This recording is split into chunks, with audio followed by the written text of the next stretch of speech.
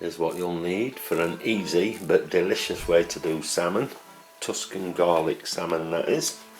Going to need some salmon, obviously, an onion, garlic, 3 or 4 tomatoes, some chicken or vegetable stock, some Italian style herbs, some smoked paprika, baby spinach, basil. Use dried basil if you can't get fresh basil, but if you can get fresh, always use fresh ingredients, and a few chili flakes.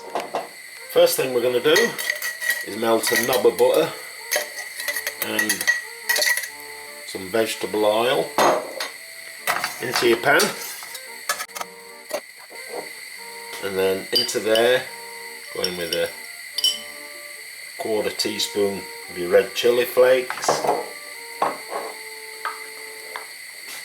1 teaspoon of your smoked paprika, and 1 teaspoon of your mixed Italian herbs. Give them a little mix, let them heat up a minute,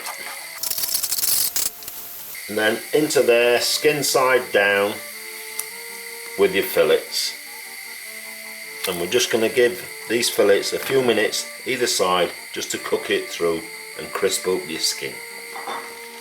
When your salmon has crisped up the skin, and add a few minutes on the other side so it's cooked, time to take that out the pan. I've still got some juices left, so I don't need any oil, but if you do, just pop some extra oil in there. And then it's in with your onions and garlic, and we're just going to gently cook them for around 5 minutes until your onion becomes semi-translucent.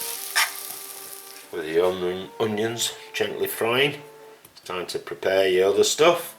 And the easiest way I've found of doing tomatoes, because I just want the flesh, if you're not bothered, then you can just cut them like that and throw them in.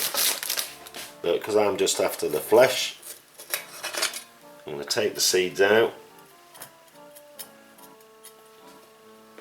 bring it to the side, go between the skin and the flesh, and then you've just got some lovely tomato to cut up. That's what I'm after.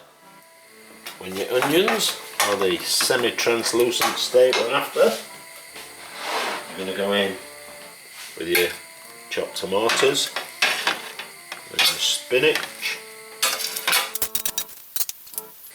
and your basil, and then your chicken stock, or white wine if you prefer. And we're just going to gently cook them down 3, 4, 5 minutes, just until your spinach wilts nicely.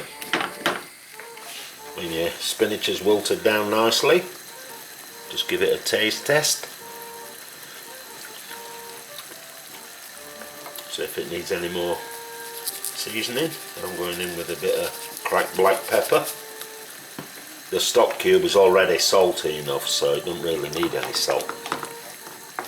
Just a bit of pepper, then it's back in with your salmon fillets, just to reheat them back up, and then it's just a case of serving it up with whatever accompaniments you want to, and get stuck in.